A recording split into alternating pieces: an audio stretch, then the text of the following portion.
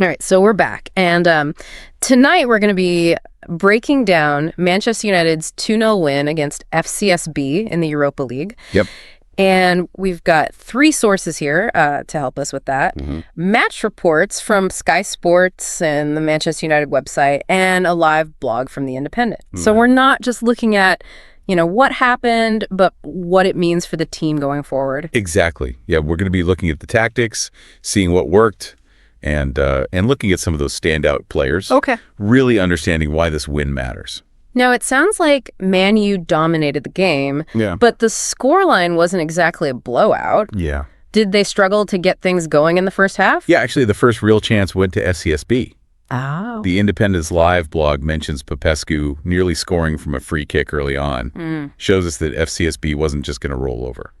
Okay, so not a total walk in the park for Man-U. Right. But they did come out on top. Yep. What were some of the turning points? Well, all three sources point to those halftime substitutions. Yeah. Garnacho and Ahmad came on, and Sky Sports even said Garnacho almost scored within minutes of coming on. Wow. So they really injected some energy into that attack. So bringing on those two players really shifted the momentum. Absolutely, yeah. And it wasn't long before the goals started coming. Okay. Delot got the first one, a beautiful team effort with Mainoo providing the assist, and then Mainoo himself found the back of the net set up by none other than Garnacho. A goal and an assist? I can see why everyone is talking about Mainoo. Yeah. But what's interesting is that he wasn't even playing in his usual position, right? Exactly. He was playing as a number 10, which is a more attacking midfield role. Right. It's all about creativity and making things happen near the opponent's goal. This was a bit of a gamble by manager Ruben Amorim. Okay. But it really paid off. So it wasn't just luck. It was a tactical move that played to his strengths. Yeah. And it seems like Amorim knew exactly what he was doing. The Independent quotes him saying that working with players helps them to figure out their best positions. Yeah. He specifically praised Mainoo's performance in this new role. Well, it must be exciting to see a young player thrive like that. Yeah. He even made history, right? He did. Yeah. Sky Sports mentioned that he's the first Man-U player since Wayne Rooney in 2004 to score an assist on his first major European start. Wow. That's quite the accomplishment. Now, that's a stat that sticks with you. Yeah. But it's more than just one good game. Right. What does this tell us about how Amorim approaches the game, tactically speaking? Well, it shows that he's willing to be flexible. Right. To adapt to the players that he has. Okay. It's not just about sticking to a rigid system. It's about finding what works best. So he's not afraid to shake things up a bit. Exactly. And the results speak for themselves. Yeah. This win means Man-U finishes third in their group and goes straight to the last 16 of the Europa League. Okay, so they're moving on, but who might they be facing in the next round? There's some tough teams in the mix. Yeah. Sky Sports listed Real Sociedad, Galatasaray, AZ Alkmaar, and Midtjylland as potential opponents. Okay. Each one brings something different to the table. So no easy games from here on out. No. But before we look ahead, I want to go back to Mainoo. His performance was clearly the highlight of this match. So let's dig a little deeper into what made him so effective in that number 10 role. Okay. Yeah, it's fascinating, how much Mainoo impacted this game. Yeah.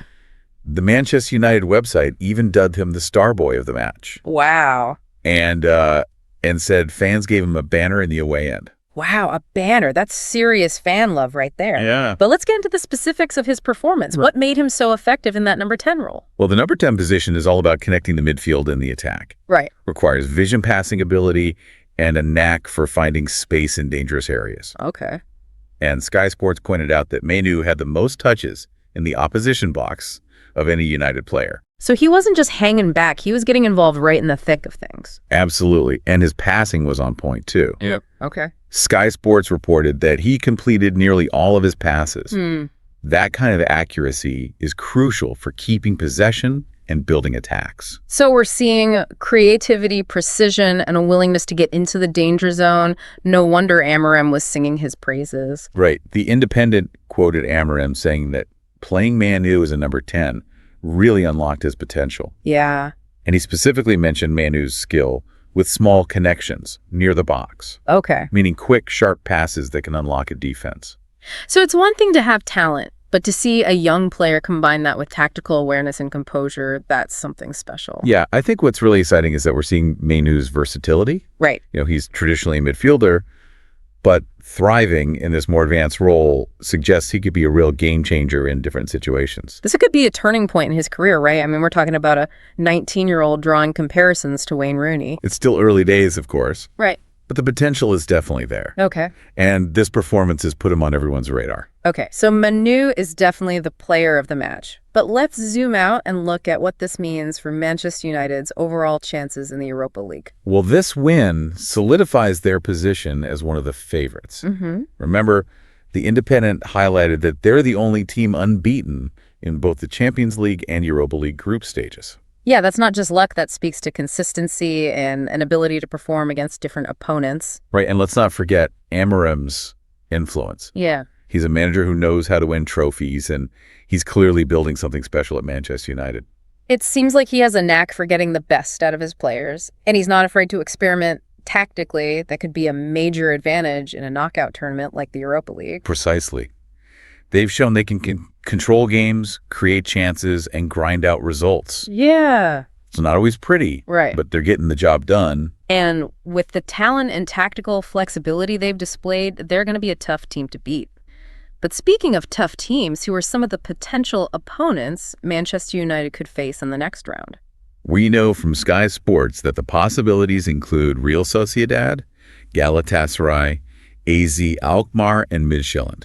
Okay. Each of these teams has their own strengths and weaknesses. Okay, so let's talk about these potential opponents. We know Manchester United's a strong team, but these next few rounds are going to be a real test. What can you tell us about Real Sociedad? Well, they're a very disciplined team, defensively solid and dangerous on the counterattack. What's interesting is they're doing quite well in La Liga Spain's top league, which tells you they're a force to be reckoned with. So they're not just scraping by, they're competing at a high level consistently. Exactly.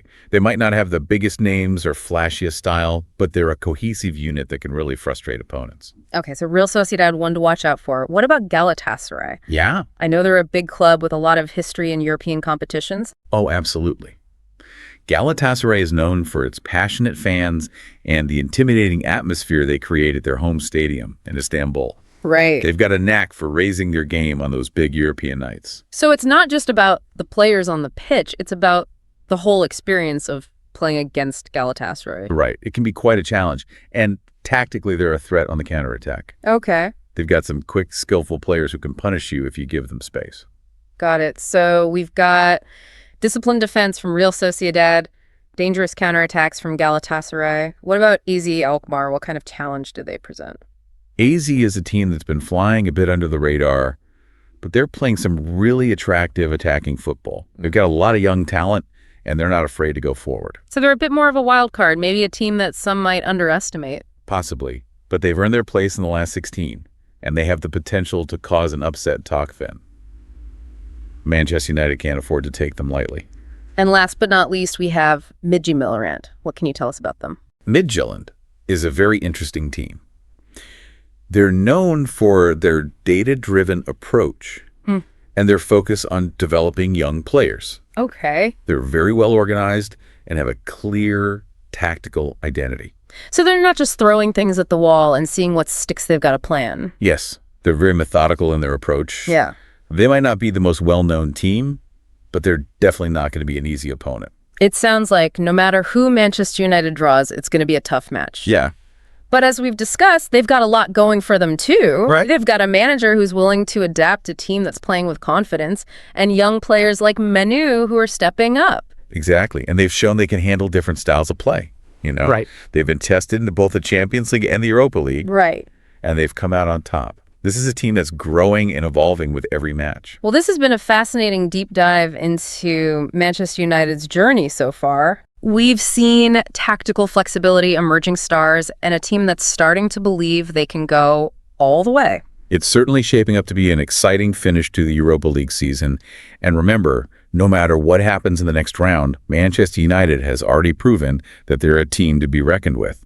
Thanks for joining us on this deep dive. We'll be back soon to break down more of the latest in football. Until then, keep exploring, keep learning, and keep diving deep.